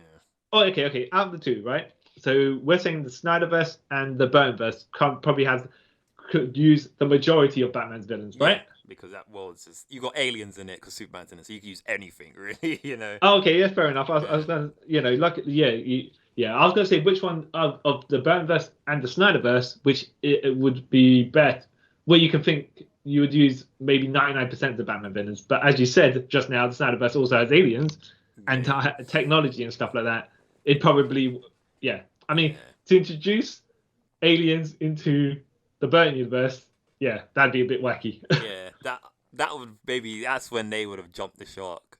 Yeah. Even though they already did with Batman and Robin, but it would have jumped the shark up and so there's aliens now. Cool. Yeah. The only way's up. You know? It's But to be fair, the majority of Batman's villains aren't aliens. You're lumping Justice League villains in with Batman as well. Yeah. But fair enough. Would you like to see Batista as Bane at some point? No. No? No. You know he was trying to go for it, I think. Yeah, right? I know. It was like, Batista, I love you, but don't do Bane. Okay. To me, Bane is too soon. If you know what I mean. You basically just come off. No. He wasn't going to be Bane in Matt Reeves' Batman. He was going to be Bane in the Snyderverse. Yeah. But that was it's a bit too. No, but I think he was going to join the James Gunn Suicide Squad. Yeah. I don't know. Or the Secret Six, even if they were going to do that. I personally think Bane shouldn't be in a film again because they kind of done him good. Yeah. Yeah, and I think. And I'm willing to also say he could quite possibly survive that shot from the bat pod because it hit his armor. Yeah. You know, I mean, man's probably had worse injuries. Yeah, exactly. So it was I don't know if you can do Bane again. Fair enough. Without him being CGI. I mean, right. Yeah. Oh, then there's another Batman film. It's not a Dark Knight film, but it was called I can't remember. Was it called Batman Predator? I can't remember. No, it's not Batman versus Predator. It was something else. I can't remember exactly what it was. But basically, it was the Secret Six. Okay. And what it was Batman going around. The Secret Six escaped to do a particular thing. Not all of them is the Secret Six, so you don't know exactly who's who, right? Yeah. Like you got big muscly guy, right? Yeah. But until he puts on his mask, you don't know he's Bane, right? Yeah. That sort of thing. Deadshot as well. No I one think knew who I was until I put on the mask. Yeah. and Deadshot as well. He's a Mexican in this, but until he puts on the Deadshot mask, you don't realize he's Deadshot because I think they just freshly escaped from wherever they were going to escape from. I don't know exactly. Yeah. But Batman's hunting them like the Predator, Okay. like in Predator mode in Arkham Asylum games as well. Like out, they turn around, one of their guys is gone and stuff like that. I'm like, oh yeah, that's a nice take on Batman. They don't have to see him. Yeah. But he's terrorizing these people. He's terrorizing the Secret Six, not the Sinister Six. Batman versus the Sinister Six. Well, Yeah. Oh. yeah, They would kill him, but yeah, yeah. Maybe I'll link you to when I can't remember what it's called. Yeah, I'll go in open-minded. Hopefully. Yeah, I think the execution of the idea is better than the execution. I'll say that that way. Even though they had Titania in or Garganta, whatever the name is. Garganta, she's that version. Yeah. It's not a Nolan one. It's just like I do like the takes where Batman is a bit of a horror villain. Sometimes, not necessarily he is a horror villain. What I'm saying is, he comes in, swoops in there, and starts menacing everybody, and they're like, "Where is he? What's going on?" Just like that. I like that stuff. Because it makes it a little bit different. That's how he's meant to come off sometimes. Yeah, rather than the tired Batman knows everything sort of thing. Exactly. I'm tired of that. Okay, so so we're saying all these Nolan Batman films are good. Yep. Yeah. Really good. Dark Knight Rises. Wait, okay. Which ones have you watched the most to the least? What order? I think I've watched them all equally the most, if I'm honest. Yeah. Yeah, because when Begins came out, on like Blu-ray and what stuff, I watched that a lot, and then same with Dark Knight. Yeah. And same with Dark Knight Rises. But I think, to be fair, I think I've watched Dark Knight the least out of all of them. Oh, really? Yeah. Even though I really, really like it, but I think I've watched it the least because it's kind of because there's so much going on and like how good it is. It's kind of draining to repeatedly watch it. Yeah. Well, to me anyway. That's like no insult on the film. It's just like, No. That was awesome. I can't watch it again for a while. I've watched Batman Begins the most, but only because it came out before the other two. Yeah. And I think I've watched them the most in that order as well. So it'd be like, Batman Begins, Dark Knight, Dark Knight Rises. Yeah. Which is the order I prefer them in as well. Yeah, it makes sense. Because that was like the first good comic book film in a while, Dark Knight. Batman Begins, isn't it? So yeah, makes sense. But I like that the tone's all the tone is consistent, and I don't want to say the feel of the movie is timeless, but what I mean is it's of a particular era, but not. It doesn't. It will take a while to age out of it. Yeah. There's nothing too over the top to make it feel like technology-wise they use. There's nothing like over the top that makes it dated. Yeah. Yeah. And until the point where you get flying cars, and then you go, okay, this film is purely set in the 2000s or something like that. Yeah. You could even say this film is set in the I was going to say the 50s, but you couldn't read it with the tech involved and stuff. But it could be from a certain point to a certain point, and you'd be like, all right, fair enough, I buy it. Yeah. Because that's kind of the problems with the Burton films, if I'm on like the Burtons to Schumacher films. Yeah. You don't really know. It doesn't know when they're set themselves, if that makes any sense. Yeah. And it's just like, I'm confused. Yeah, that's fair enough. Would you have liked to have seen a Nolan continuation of his own movies? Like, not necessarily on Nightwing, but whatever story that was going to become after Dark Knight Rises. Yeah, I wouldn't have minded. Yeah. Because it's kind of it would a have weird to way be... to end it with like how Dark Knight Rises ends is pretty. It's kind of it closes everything, but then it opens something like, wow, but we're never gonna see what you left there. Yeah. So you were saying before, that you didn't think John Blake was going to be Nightwing. Yeah, just thought it was gonna be Batman. Why is that? Because why would it be Nightwing? That's like your sort of thing, Fair enough, but I mean, like, then the other question is then why would he be Batman? Because Batman died. But Bruce Wayne goes, he talks about legacy crap, so that's why I thought, okay, we'll go Batman. Or a new hero altogether. I don't think he would have took up any like already established Batman family monikers that we know of, because it's kind of pointless. Fair enough. But I mean, I suppose that makes sense. Like, to me, it would have made more sense if he just became Robin. Like, Yeah. yeah. Or Blake, you know. Yeah. Blake, like just like like how Tim Drake became Drake for like a month, and then we pretend that never happened. Yeah. Fair enough. I mean, like, I think logically, continuity-wise, they'd probably go Nightwing, right? Because it makes the most sense as a legacy character. But like you were saying about Red Hood before, Red Hood doesn't make any sense to appear. Yeah. Right? And it's going to do Red Hood gang, but then there's, nothing of that. Yeah. I'm not sure. I mean, he could be Robin, but then again, I don't know. Also think, considering how how Bruce Wayne trained for, 20 years or something like that? Yeah. And Blake wasn't shown to be the most proficient fighter. Yeah. Like, I don't know how long he'd last, but yeah. No. Like, the film would have been like 2 seconds long, because it went out, got killed the first night, and then... Yeah. Unless he goes off the train, but whatever, I mean, if that's the case. But I think that's why it's good it's open-ended, because you're like, right, fair enough. I don't know where it's going. Yeah. But, if he becomes Batman, if he becomes some superhero, fair enough, Yeah. But then he's just going to have to watch out himself a bit more, eyes at the back of his head sort of thing. But he could become not Terry McGinnis. He could become Batman Beyond, really. Yeah. And that's what he found in that layer. He's Bruce's. Oh, you know what would have been good? Like you said, right? If that thing rises, the chamber with the Batsuit in it, and it had the red bat on it. Yeah. And then they'd be like, all right, between me, like, the people who know, be like, all right, that's a specialized suit. Yeah. Like the Terry McGinnis suit, because Blake doesn't have the training that Batman has, but so Batman made their contingency within the suit for him. Yeah. That's what they should have done.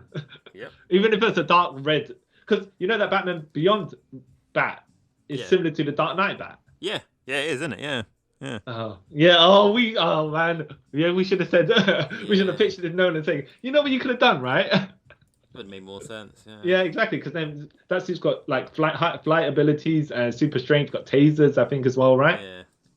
Yeah. All that stuff. But, I mean, it would have made more sense for a guy who doesn't know, like Terry McGinnis himself, who doesn't have the certain abilities to use that or something like that. Yeah, because Terry McGinnis, the only abilities he really had was like he was nearly a world-class gymnast, but he got kicked out of doing the Olympics because he was a naughty boy. But at least he had that sort of training. Yeah. And he had the ability to talk, to be a Batman version of Spider-Man. No, a Spider-Man version of Batman is what I meant. Yeah.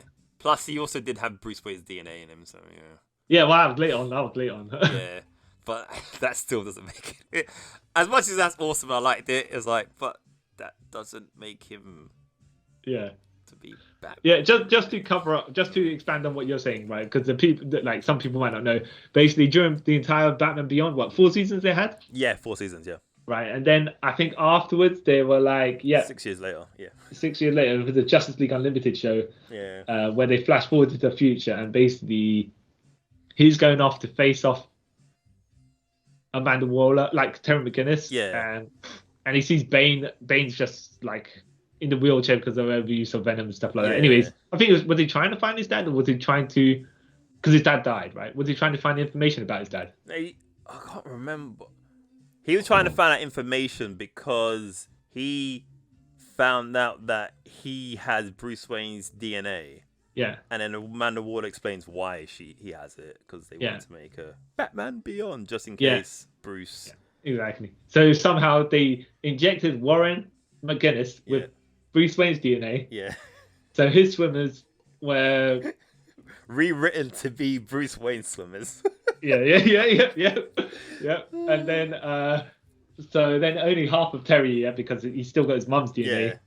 And then he's like, why? And they're like, oh, we were going to go and kill your parents. And we got the Phantasm, Andrea Beaumont, to try and kill your mum and dad, right? Then we could create a Batman out of you, like Bruce Wayne. Because we, like, if we followed the same template with the same genetics, I'm like, I don't know how much of that is actually going to... I was like, that's a stretch, but okay, cool. Yeah.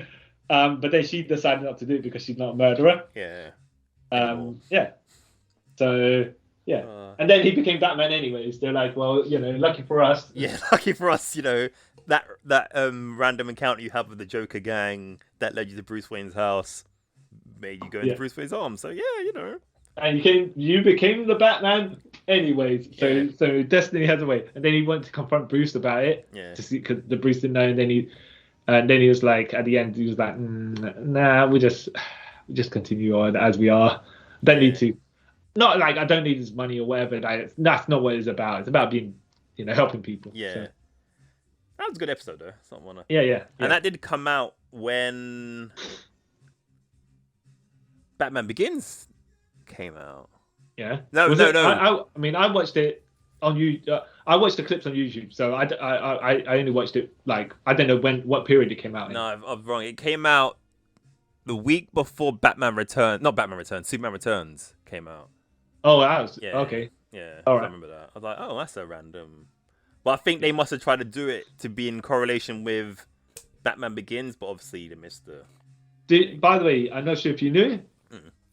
They were planning to do. So when Batman Begins came out and Superman Returns came out, they were going to do a crossover with Brandon Routh and Christian Bale. Yeah, and then afterwards they decided, because Nolan and Bryan Singer were like, no, we want to keep our stuff separate. Yeah. They did. They were like, all right, we still want to do a crossover, so we'll make another film with another Batman and another Superman and Justice League Mortal. Yeah. I'm like, right. So DC's like. I mean, like, they have several versions of Batman running about already, right? They've got about, for all we know, they've got 2 versions of Superman, but right now they've only got 1 version of Superman. Yeah, this is where it got really weird. Yeah. And then this is also because of these Nolan films and the Superman. Basically because of the Nolan films. Yeah. A lot of Batman characters couldn't appear in the Justice League cartoon. Yeah. Yeah.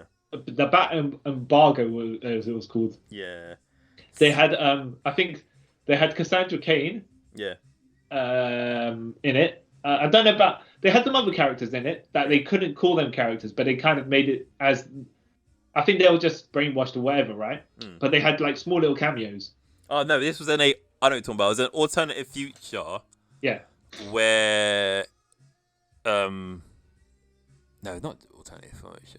Wait, what's it? Well, no, it was the alternative world where the Nazis took over, and Batman had a resistance, and you saw Tim Drake, Barbara Gordon, all them, but they wasn't them. If you know what I mean, you could tell it was them, but not by name because they never said anything. But you're like, that's what they all look like because that girl has ginger hair, blah blah blah. Yeah. Yeah, exactly. The Asian-looking girl. Fair enough.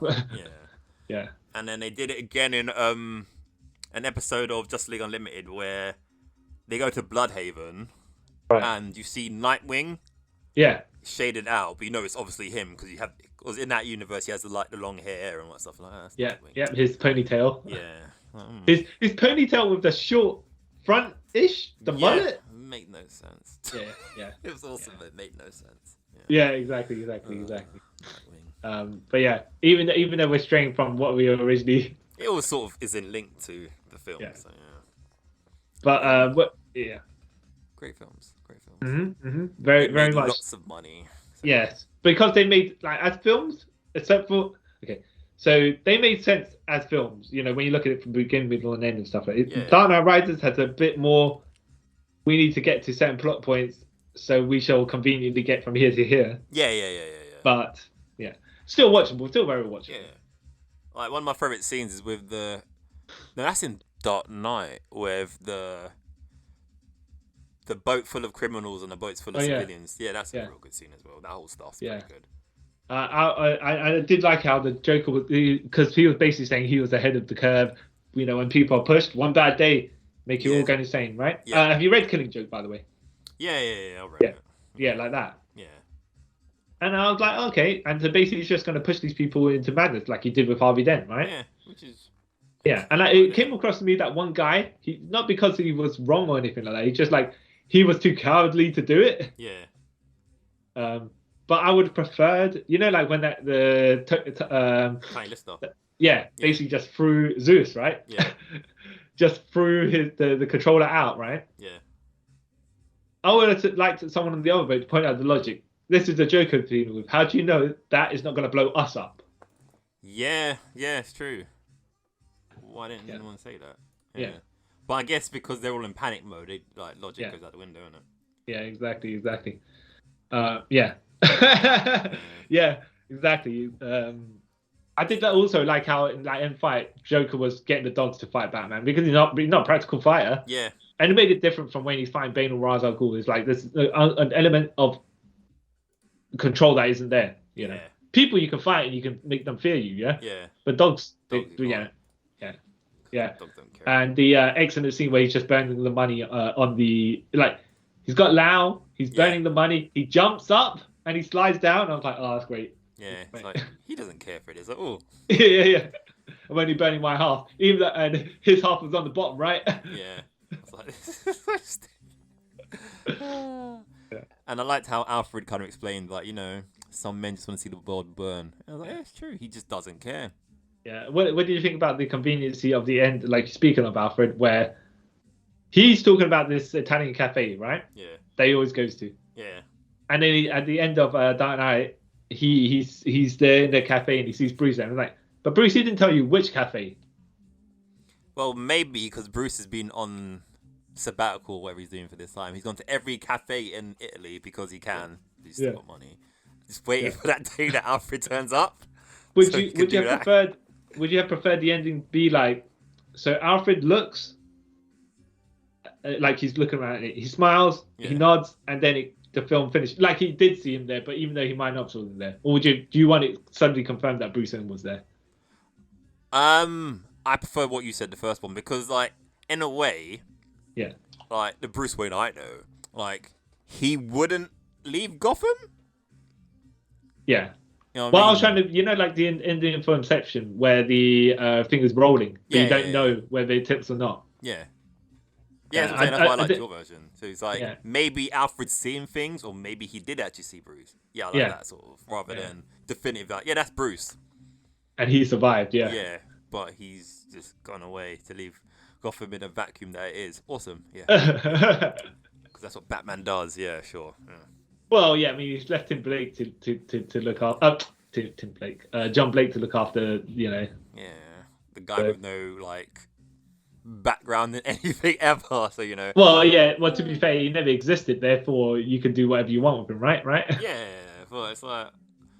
Did you like it, by the way, at the end where they're like, "Oh, you should use your real name, Robin"? I was like, no. Should have just left that. That was the one bit I was like, really? Like, I was up with the ending. I was like, yeah, you know what? I like all this stuff. Yeah, I liked the ending until the John Blake bit when they said his name. I literally, in the cinema, went... Facepalm, mental facepalm. Like, really? This is where we're going? Yeah. Cool. All right, sure. Why, at this point, why do you just call him Dick Grayson? Yeah, because Dick was... I mean, you could say that he had a circus performer background. He was an orphan, right? He was a policeman. And logically, he's in line. But, even if that's not the case, it's just like, why swerve for the sake of it? Yeah, it's trying to be one of them clever Nolan swerves, isn't it? It was. Yeah. Well, yeah. I mean, even though Joseph Gordon-Levitt did play really well, yeah. I don't want to say because I could buy Tim Drake working out who Batman is, yeah. Even though every time they show it, right, the different ways that Tim Drake has found out Batman is Batman is just like, well, a 30-year-old's detective work. I don't know. Yeah. He just happened to see Dick Grayson perform a maneuver in the Flying Grayson, and then see Robin perform the maneuver. Yeah.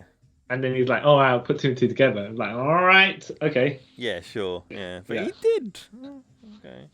Yeah. But that way made more sense than what we said before, how John Blake did it. Yeah, exactly. Yeah. No logic behind that one. Yeah. All right. Well, overall, like we're saying, double thumbs up. People should watch. Of course. I'm not sure 100% on that they needed to necessarily reboot or reimagine or whether they needed to put him in Batman in the Snyderverse about 4 years later, right? Yeah. Could have waited a bit more time, but if you're doing your crossover, if you're doing your Justice League crossover, you kind of do need Batman in, so you can't really, Yeah. Kind of. Yeah. Yeah. I mean, and it was a substantially different take, but hey, Yeah. The take I preferred. Joking. Or slightly. Would you say the Christian Bale Batman had the less kill count of all these Batmen? Yeah, because he doesn't kill anyone, does he? Well, he lets Ra's al Ghul die, but that's different, right? Yeah. Also, when them ninjas, when he... Oh, wait. Yeah, he basically burnt down that whole monastery. Yeah. Yeah, but I'm defending him and say, when there's a fire happening, you do not run into fire, because if you run into fire, that's your own fault for dying. Yeah, but a lot of them didn't run into it. They were there because he knocked them out and they got burnt to death. That's true.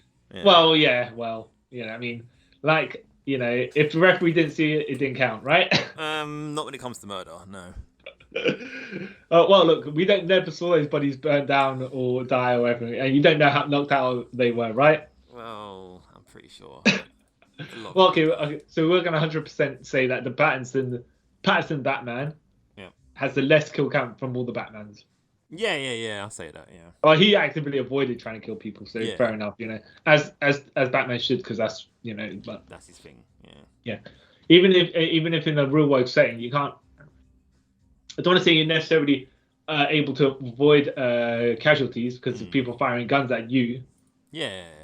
I mean, they might hit each other, but as long as you're not the one trying to kill, hit them back, whatever. Because you got all that tech. You got all that bat tech or whatever. You're gonna have R&D from Wayne Enterprises, and then you're gonna be like, I might as well just bust out a gun. But what's the point then? Yeah, exactly. Yeah. What's the point of training? Yeah. Yeah, exactly. Yeah, if John Blake had it, fair enough. Yeah. Because that's not the type of training he has. Yeah, he doesn't have that more compass probably as well. So. Yeah, exactly. All right, well, I think we should sign off there. Yeah, sure. Yeah, we can. I have been the ghost of your adopted child that you see in an Italian restaurant, Carl Charles. Right, yeah. I was wondering. First of all, I was thinking, where'd he go with this? Where's he going with this? I'm in there. Yeah, and I'm the man who he won't kill people, but he don't save them either, which kind of just allows them to die on their own. I don't know where he was going with that either when he said that. Yeah. See what chance. And thank you for listening to us talk about the Nolan Batman Trilogy. What was your favourite film out of the trilogy? Do you think it should have continued with a fourth film where John Blake dies in the first 10 minutes because inferior to Bruce Wayne? Or do you think he would have survived? I don't think he would have. So let us know in the comments. Also, don't forget to share this with your friends. Tell them about it. Don't forget to also follow us on our social medias, our YouTube channel, all that stuff. All that goodly, lovely information can be found in the description, what's down below or above, depends what you're listening to, watching this on. And until next time, guys, I'd like to thank you all for taking a trip with us around the multiverse. Bye.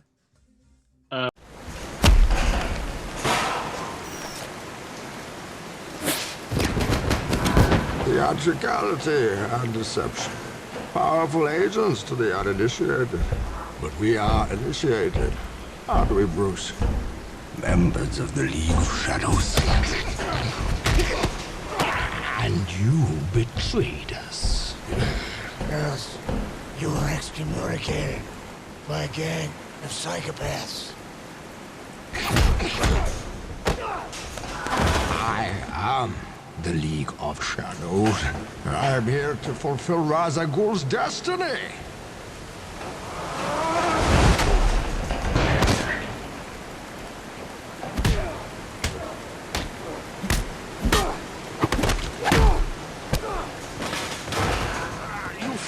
like a younger man. There's nothing held back. It's admirable, but mistaken. Oh, you think darkness is your ally? You merely adopted the dark. I was born in it, molded by it. I didn't see the light until I was already a man. By then it was nothing to me but blinding. The shadows betray you because they belong to me.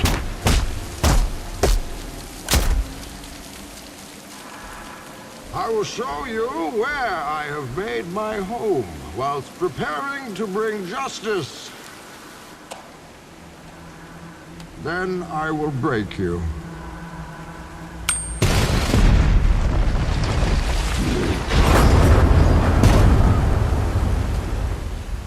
Your precious armory, gratefully accepted.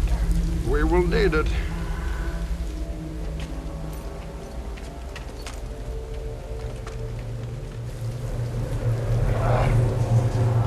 Ah, yes. I was wondering what would break first. Your spirit?